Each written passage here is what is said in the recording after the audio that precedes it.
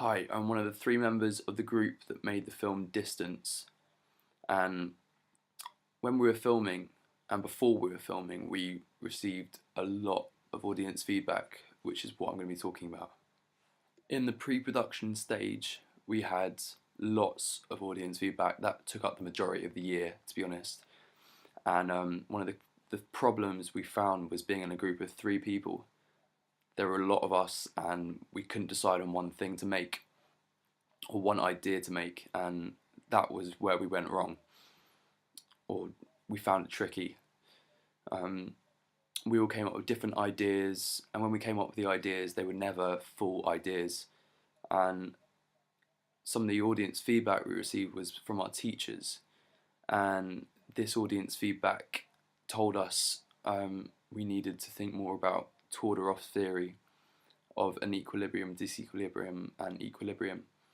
And we need a beginning, middle, and end. And before we had a middle and end, or we had a beginning and a middle, but we didn't have a proper end or a beginning.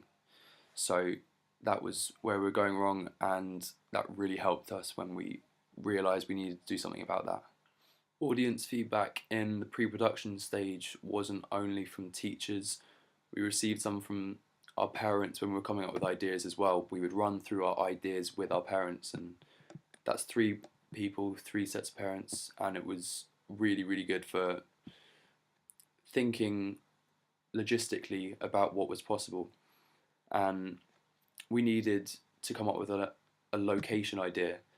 In our group, none of us wanted to have the location in London because we thought it was too busy, and we wanted a place where we could find some natural beauty, where we could film and get really nice shots without a lot of people around, so we could get continuity of just being in an open space. One parent came up with the idea we should go to Norfolk, where they have a house which we could use as a base to bring all the equipment to. And in Norfolk, we were either going to go to the beach or we were going to go to a forest. And in the end, we chose a forest, and it was the best thing. We got loads of amazing shots of the natural beauty of Norfolk, which is great, and it really played well with our theme. And that was all thanks to a parent, or just giving us audience feedback and telling us what to do. We continued to struggle in the pre-planning stage to come up with an idea for our film at all, and we found it pretty tricky.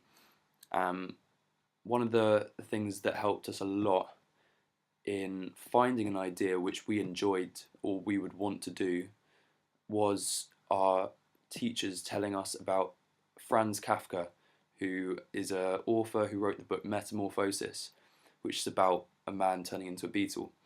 And it's a really surreal concept, and straight from the beginning of the book, the audience is aware that the book is set in a surreal way, that it's not real, and you just have to accept that. And we discovered we could use this for our own film, our own idea. We could do something like this, and it would be great because we just didn't know what to do.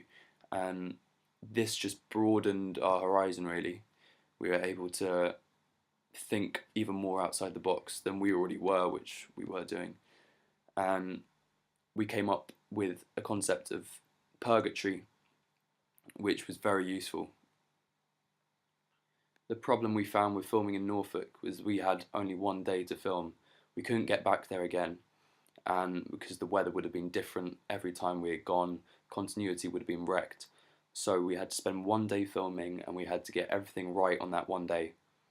Thanks to Oscar's mum, one of our group members, she was on set and kept on helping us, remembering where we were standing when we were filming to keep continuity, and just giving us ideas as well, like on set and instantly, rather than having filmed, taken it back to London and realised we needed things to be filmed again.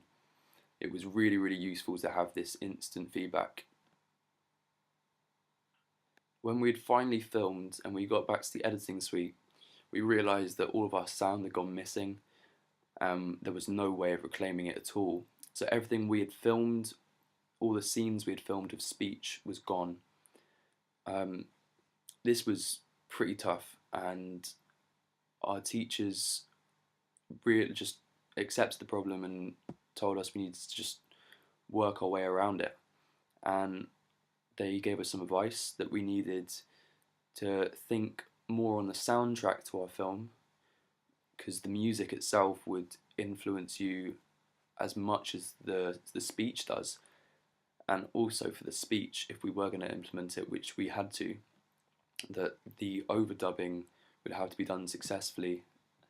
Uh, this was really, really useful because we have a sound engineer type teacher who told us that to create the outside sound when recording into a microphone inside, you shouldn't use as much reverb, you should use delay effects rather than a reverb effect, as the reverb was more for a large hall where you get some echo, but the delay made it sound more like it was outdoors, and it really helped for our film. After losing all this sound, we needed to come up with a way of creating our own music and our own sound, which proved pretty difficult.